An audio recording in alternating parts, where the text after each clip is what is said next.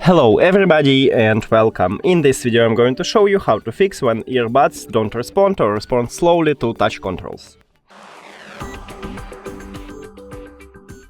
So you have to try, but put your earbuds to the charging case. Now it disconnected from your phone, and after that remove it from the charging case.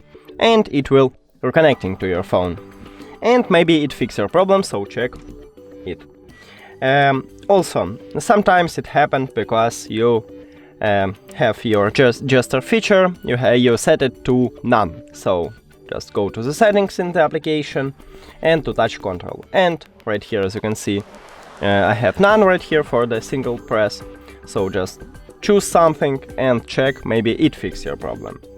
And also, maybe this problem is because you didn't click at the touch area. So the touch area is located right here. These wheels on the earbuds, this is a touch areas. That's it. Thank you for watching this video. If you found it helpful, please consider subscribing to the channel and leave the like on the video. It's really important to us. See you later.